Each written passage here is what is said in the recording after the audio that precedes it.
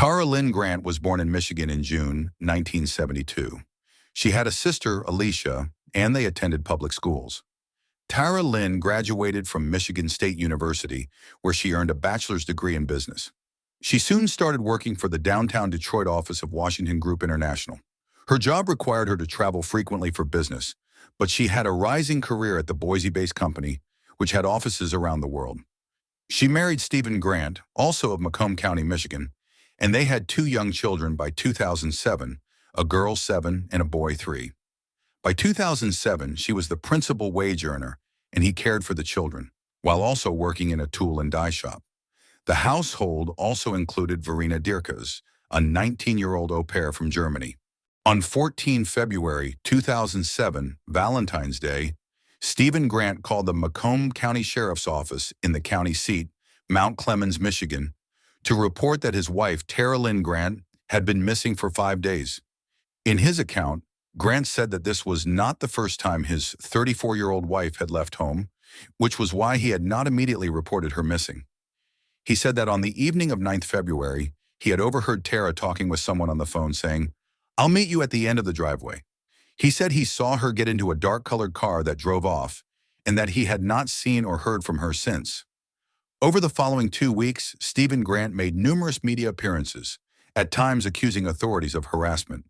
The day after reporting Tara missing, Grant was stopped by police and arrested for driving with a suspended license. He accused police of using the traffic arrest as an excuse to take him into custody to question him further about Tara's disappearance. Police denied the accusation. They were holding daily press conferences during the search for Tara. According to police, Stephen Grant was less than cooperative with them during their early investigation. He initially refused to answer questions, but agreed to take a polygraph test if it was administered by someone other than the police. On the 2nd of March 2007, police executed a search warrant at the home of Stephen and Tara Grant in Washington Township, Michigan. They found a dismembered human torso, believed to be that of Tara Grant, stored in a plastic garbage bag in the garage. They immediately gained an open murder arrest warrant for Stephen Grant, who had already fled the scene. They had not yet determined the degree of the charges. 2 days later, after tracking a cell phone call that Stephen made to his sister Greem, police found the suspect 225 miles away in northern Michigan's Wilderness State Park. He had taken liquor and pills from his sister's house, intending to commit suicide. After driving to the park, he spent the night in the freezing cold, with no outer clothing for protection. After being taken into custody, he was airlifted by helicopter to Northern Michigan Hospital in Petoskey for treatment of hypothermia. In a press conference on March 5th, Mark Hackle, sheriff of Macomb County, discussed a confession that Grant had made to them in the hospital.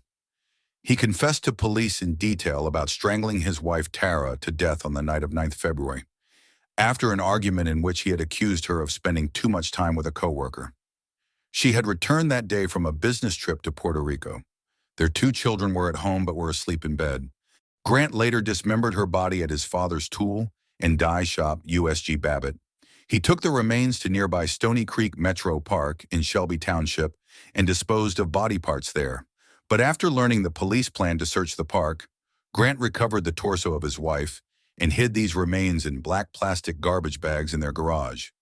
After being released from the hospital, Grant was transported to Macomb County by a convoy of Macomb County Sheriff's deputies. On the 6th of March 2007, Grant was formally charged with count 1 homicide, murder in the first degree, that is premeditated, and with count 2 disinterment and/or mutilation of a dead body. The charge of count 1 homicide in the first degree that is premeditated is punishable by life in prison.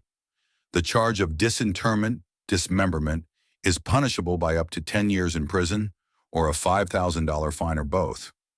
On the 13th of April 2007, the Macomb County prosecutor released Stephen Grant's 2-part confession publicly, a transcript of the interview with detectives, and his own handwritten confession. Details included his arguing with his wife over his jealousy about her spending time with a coworker.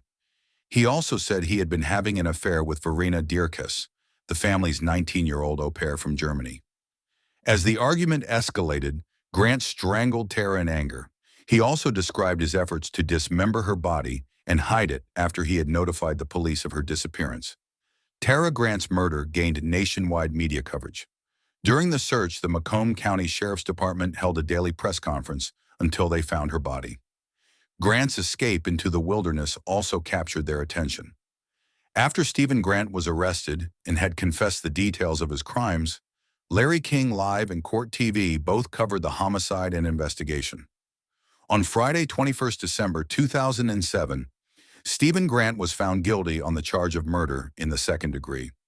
On Thursday, 21st February 2008, he was sentenced to a minimum of 50 years in prison.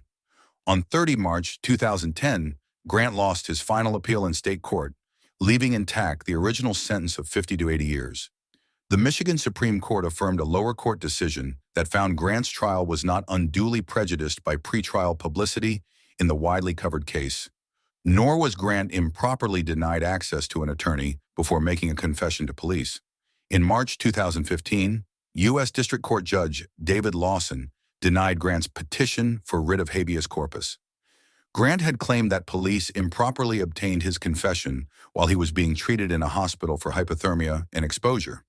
The judge also denied that pretrial publicity made it impossible for him to receive a fair trial. Lawson said that officials in Macomb County took extraordinary measures to ensure that a fair and impartial jury was seated. Tara's family have said that they will allow her 2 children to read their father's confession after they reach adulthood.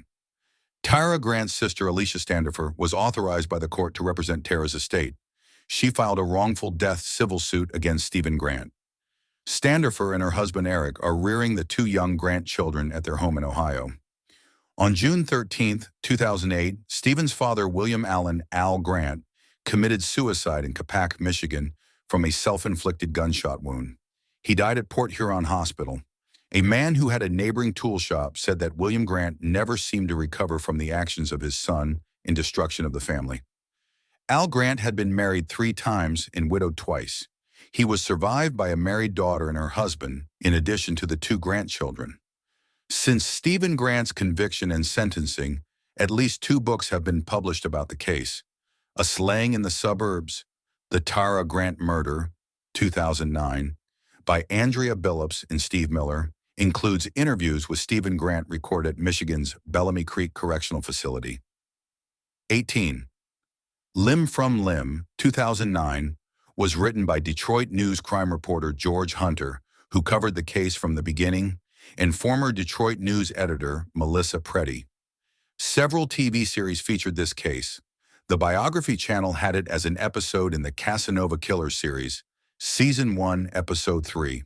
The show Deadly Sins covered it in Season 5, Episode 5, Michigan Wolverines. The investigation discovery series Scorned, Love Kills featured the Au Pair Affair as Season 1, Episode 8, aired March 2012. The series Betrayed ran the episode Beware the Au Pair in April 2019.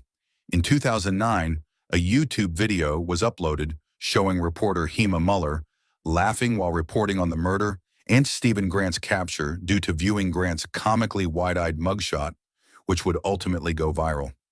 Muller later apologized for the incident.